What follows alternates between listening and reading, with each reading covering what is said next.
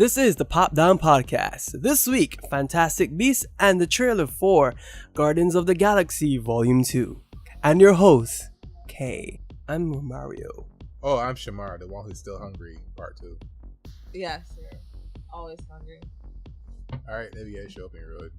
Anyway, I liked Big butts and I cannot lie. I liked Fantastic Beasts and Where to Find Them.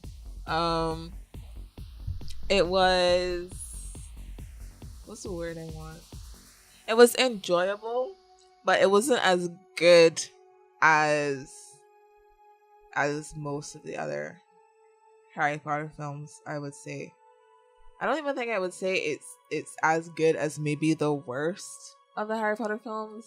And I can't even think of what would be the worst Harry Potter film right now. Probably the first one. Iron Man 3 level kind of thing.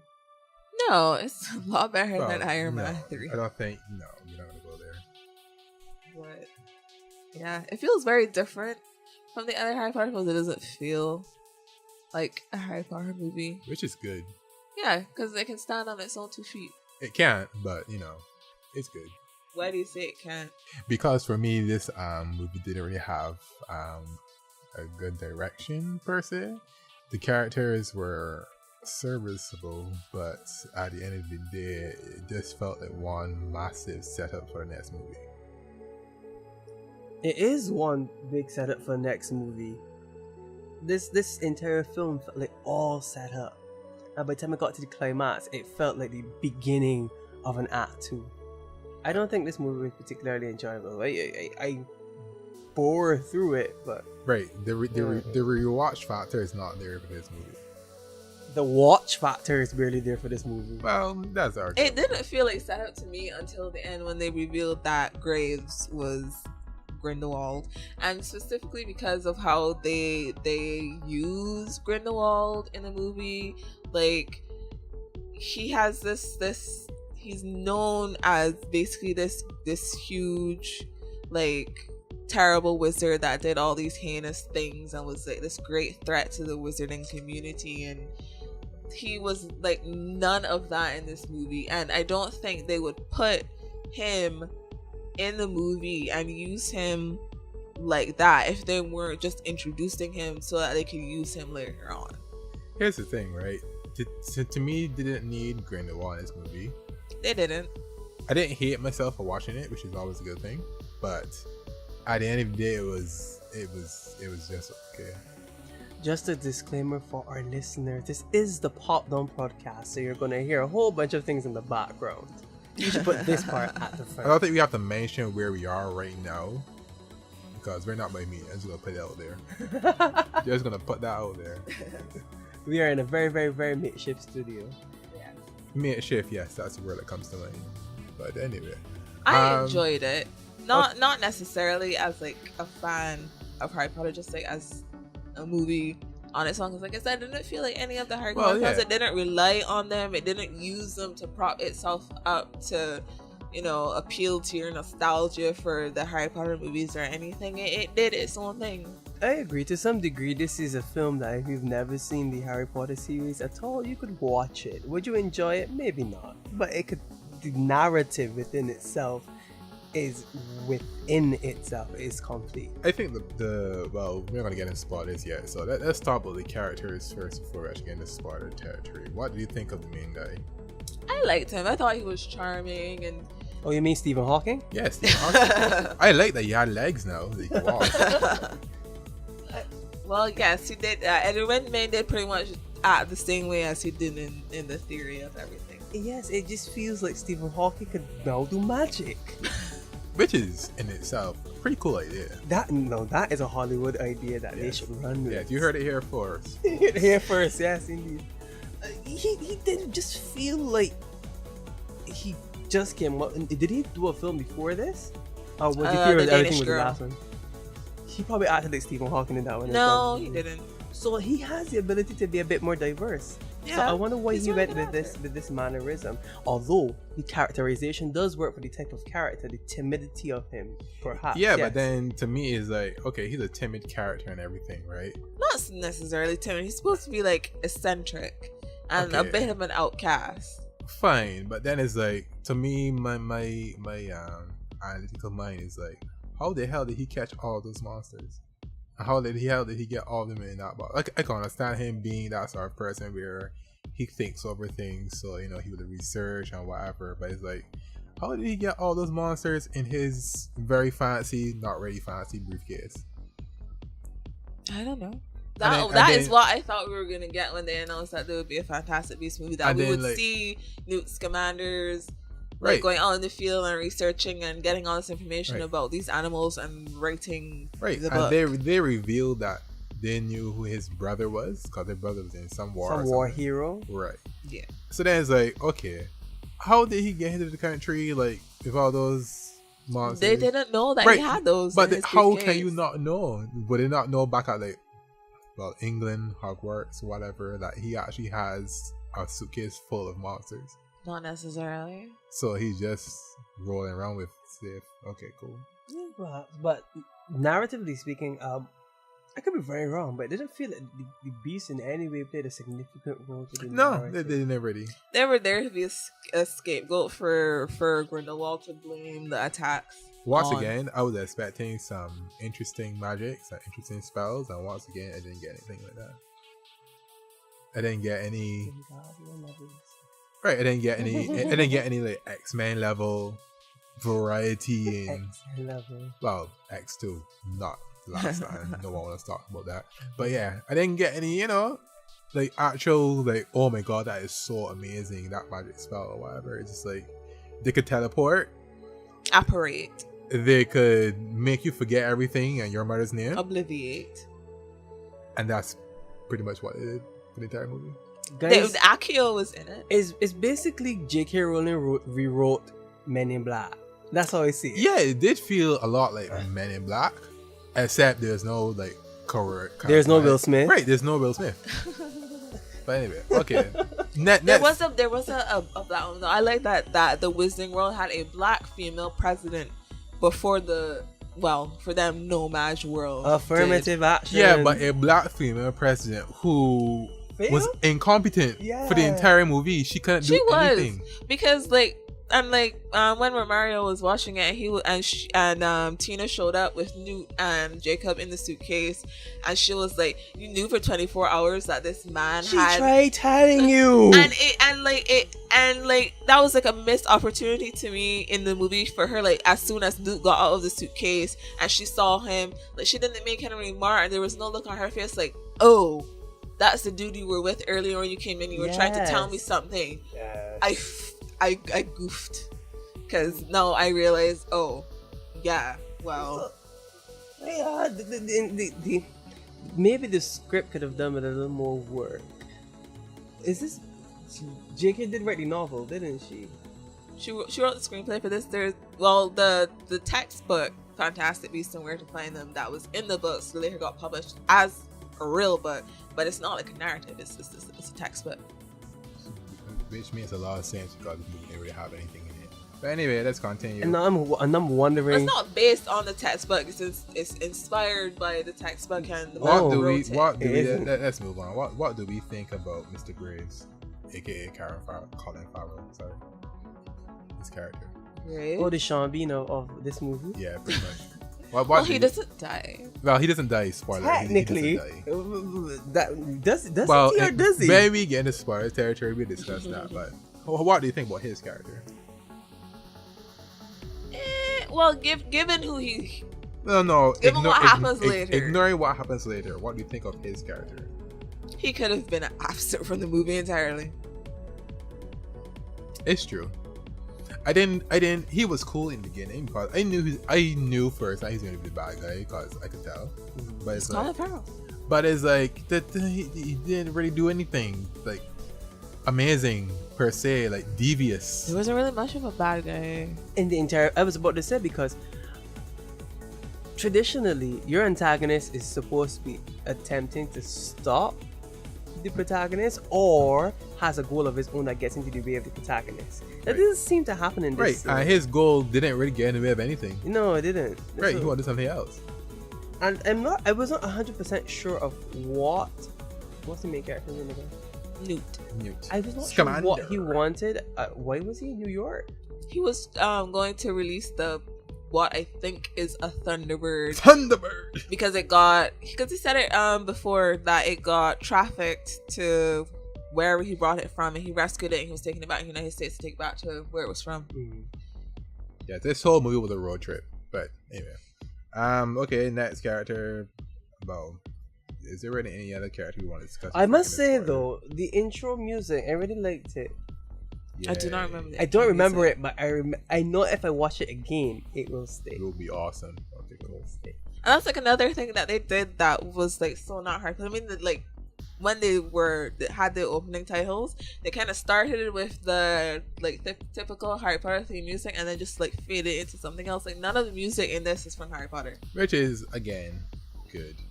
Yeah. But okay, I don't think it's. Oh yeah, we can talk about Jacob before we actually go into spoiler territory. I liked him. He was cool.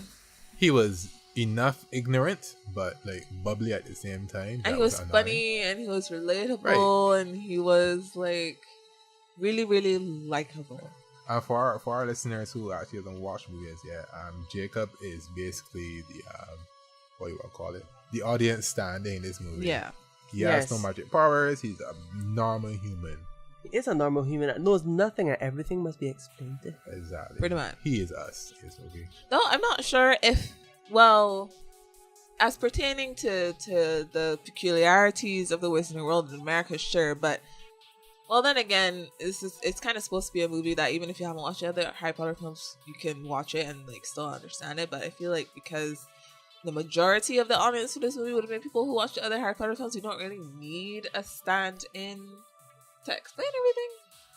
Yeah, but then the whole thing, let's see, right, this movie had too many stories, even though it didn't have that many stories in it. Because one story in this movie there was only really one story. Okay, there was the road trip to return Thunderbird back to his home base. There was the whole thing about the normal humans can't find out about our magic and blah blah blah. It's a tragedy and all that jazz. And then there was them looking for what's his name called again? Who Colin Farrell's character turns out to be Grindelwald. Right, Grindelwald. They weren't looking for Grindelwald. But I mean, whatever it was he did in the very, very beginning of the movie that he blew away all those wizards. Maybe he escaped from somewhere or something. Like he was wreaking havoc in Europe and they were hearing about it, but Makusa, I don't think, was actively looking for Grindelwald. I mean, they brought his name because they thought that what was going on in New York had to do with him and his attacks made their way there, but I don't think they were looking for him. Okay, I don't think there's anything else we can discuss before we get into spoilers. So what are the positives? Okay, so far for more it sounds like we're telling people maybe it's not a very good watch. Why should someone watch this film? We will mention any spoilers why they should watch this film. Actually, that might not be even a good reason to watch. Spoilers. Johnny Depp is in the film. This is everybody knows Johnny Depp is in the movie. Everyone revealed that before it came out. But I didn't. Well, they revealed that before it came out. And they revealed who he was playing before it came out. Right. So, we are fully in spoiler territory. Colin Farrell's character turns out to be Johnny Depp. Who is playing Grindelwald. Right. Which, if you watched the movie and you didn't know Johnny Depp in this movie, and then you found out at the end, you'll be like, okay, that's cool. But if you actually remember like how Colin Farrell was acting for the entire movie, you would have seen that he is Johnny Depp. Yeah, all of his speech patterns, the mannerisms, everything about him was Johnny Depp. Yep. Which was kind of creepy after I watched it. But yeah. How well and how accurately he captured Johnny Depp. Maybe Colin Farrell didn't act in this film at all. Right, that's what I'm saying. Maybe they did more cap. Right, maybe they basically told him to be Johnny Depp. No. Well, I assume they did similar to what they did in either Deathly Hallows Part 1 or Deathly Hallows Part 2, I can't remember which is, when they had Helena Bonham Carter acting as Emma Watson, acting as Hermione Granger, acting as Bellatrix Lestrange. It's basically had the actor playing the character pretending to be another character, you know. But you see, that is okay because they're acting as the character in the movie.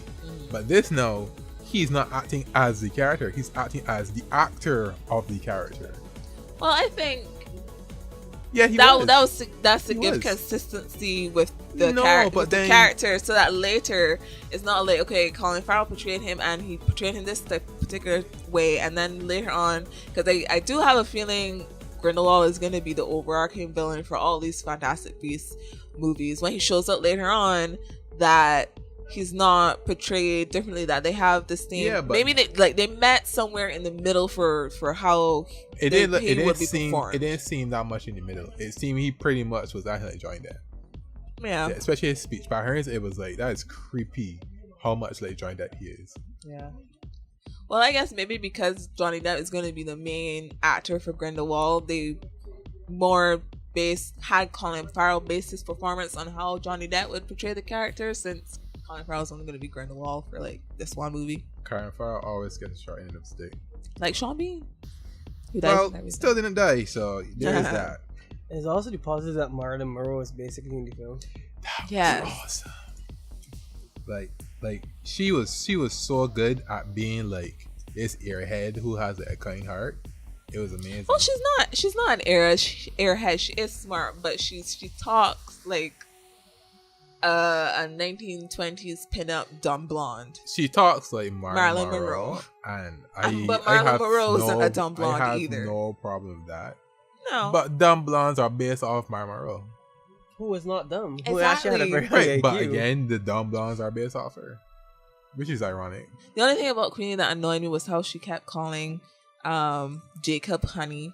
Like when they first met, like every other word of her mouth was honey. Maybe honey, she was trying to impress him. She read his mind and sees what he likes. Daddy, and he likes people calling him honey. Daddy, and making him food, making him strudels. I love people making me food. That's nice. Making me strudels. So yeah. So any ladies listening out there, if you want to impress me, best bring me some strudels. I'm sure they're dying to impress you right now. But anyway, right. Okay, so that's that. What about Ezra Miller? Sorry. I love Ezra Miller, so anything that he's in, I will watch. I don't care what it is or how big his role is. And as per usual, Ezra Miller does a good job as an actor. I felt he was wasted in this. Really?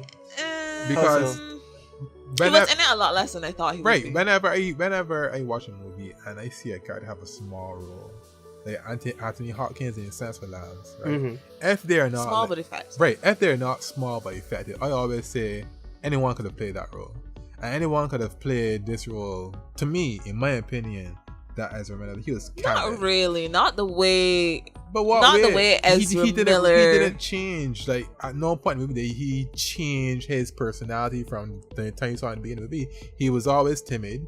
He was always quiet. He was always scared. Mm-hmm. When he transformed into the inevitable cloud monster that is in every single movie for the last like 10 years. I can't remember what that thing is called. I can't remember what it's called. It doesn't really matter. They call it Marvel Monster Part 2. Anyway. No, I mean what it's called. Right. But his character didn't evolve in any way, either for good or for bad. He was the same character. Like, up until he died, he didn't change. It wasn't like, I don't think the character was meant to evolve or change, but that's well, and like true. In terms of like anyone could play him, that's right, not what he mean in that like the character itself. I mean like how what Ezra Miller brought to the role and how he acted. I don't think anyone would have been able to do it the way Ezra Miller did it. I feel they could have gotten some no-name from some random Broadway show and basically tell him he wanted to be this way and blah, blah, because his character was a boy who was being abused. Yep, save some production dollars. Exactly. I don't think Ezra Miller is that expensive. I mean, he's not a no-name actor. He's number 6 right now on IMDb. Because people love Ezra Miller. And people also like this film. Amazingly talented. Plus, he was in Suicide Squad and Perks of Being a Wallflower. So yeah, but still, he could come out some dollars. And his experience, if we need to talk about Kevin, really prepared him for this. He was wasted for me. But anyway, let's move on. What about Harper and Tina? Oh, you mean Tina? Tina. Yeah. What do you think about her? I didn't like her. Not really. I mean, I liked her at first, but then after Newt and Jacob went for the hippopotamus in heat thing, and she trapped them in the briefcase and took them to Makusa, I feel like at that particular point in the movie, she should have had an inkling that doing that was not the best course of action. She was I feel like the fact that she did that makes her seem a little unintelligent. And even if she realized that and she did it anyway, it was like, then why? And like, I understand why she did it, because she's like so desperate to get back her job desperate. As an orb. But I feel like that was such a stupid thing to do, and she literally almost got herself and Nuke killed. I mean, and just something really stupid to me, and it didn't really make any sense for her to do be that. fair, and she was like sour for the whole damn movie. But you know, she was cool. She was cool to me. Anyone could have played her again. She didn't really. To be fair, I don't know who the actress is, but yeah, she was. She's okay. Number 3 now. She wasn't really. She wasn't terrible, but you know, it is. I saw one of these movies that she was in, and that was Steve Jobs, and I don't even know who she was. I didn't watch that movie. She's number 3. So it raises the question for me now. These actors are pretty high on IMDb and so on. This film, is it writing on its own merit, or is it writing from Harry Potter? In terms of box office success, I would say it's writing on Harry Potter. In terms of critical success, it's writing on its own coattails. Well, okay, only writing on its own coattails for critical. You see, the problem that I have with this movie is that no one is letting this movie stand on its own.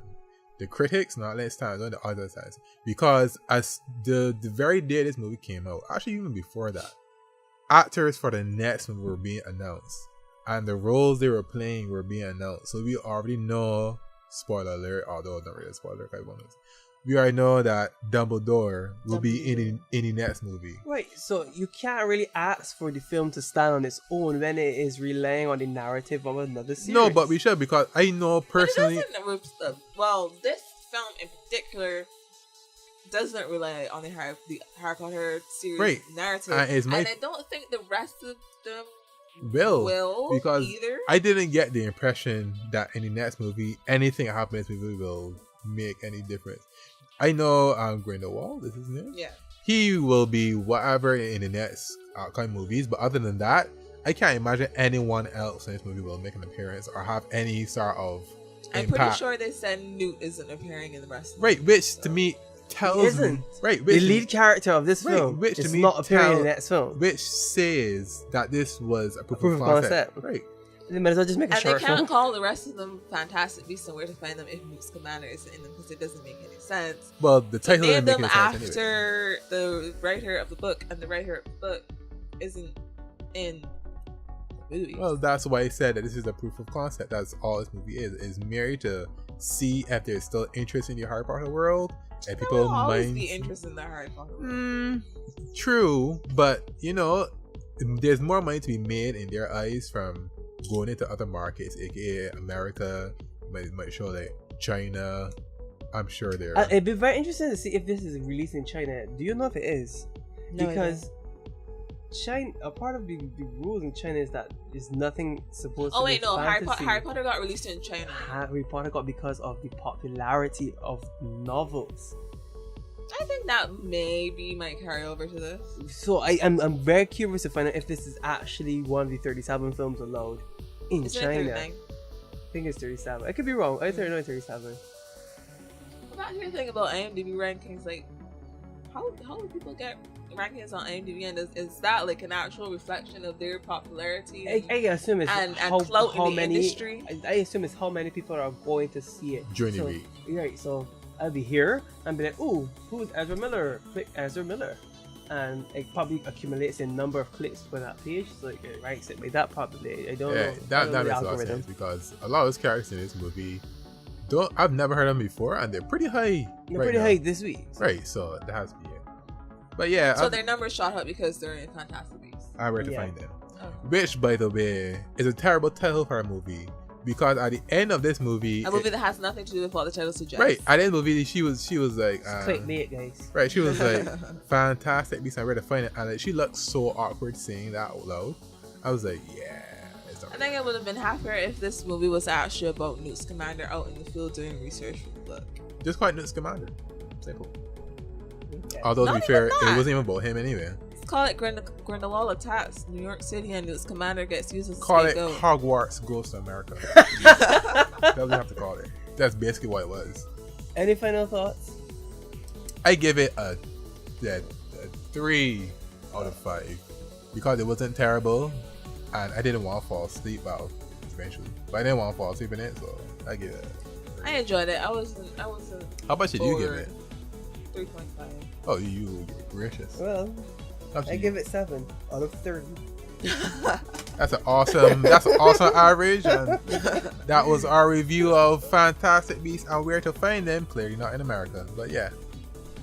On to the Guardians of the Galaxy Trailer. Volume 2 harder. Yes. Do you like it? The trailer? Yes. Yes. Would you watch the movie? Of Yes. course. Even if it This is the be best animated thing that they trailer. have right now running for them. Really? They're ruined. This is my opinion. They're ruined Captain America for me. Because Really? that was supposed to be his movie. That was not his movie. That had nothing to do with him. It was Avengers 2.5. as we Exactly. all know. Avengers 2. That's Right. And they had a good thing going with Winter Soldier, and they're just like, nope, we need more Robert Downey Jr. Put him inside.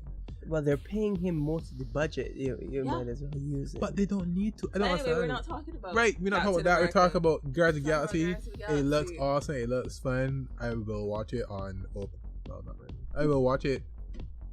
Okay. I thought it was cool. The music is awesome as usual. I think it's alright. You say his music is alright, and you. I deal with that know thing.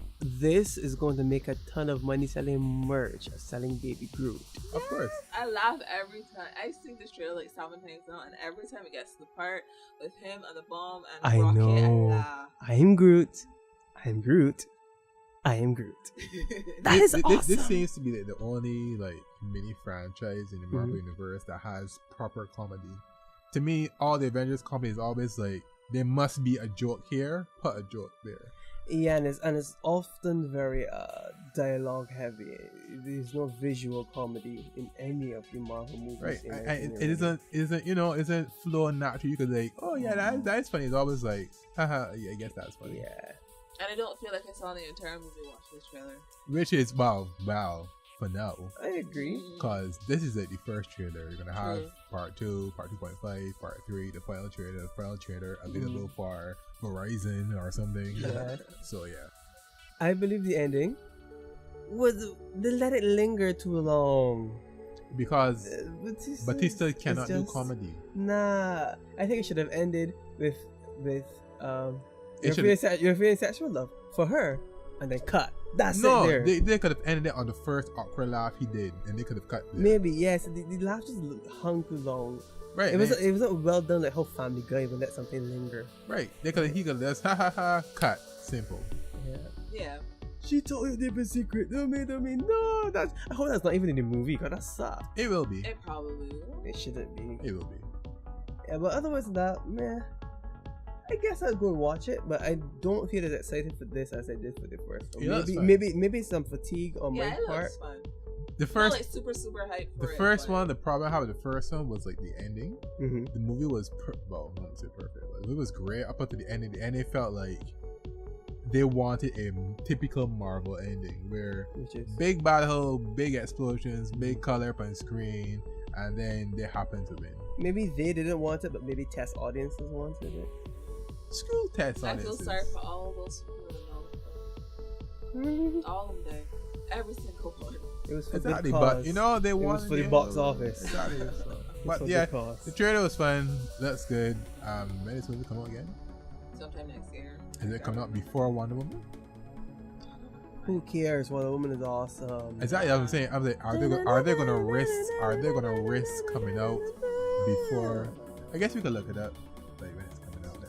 And as every frame of painting pointed out, no memorable music.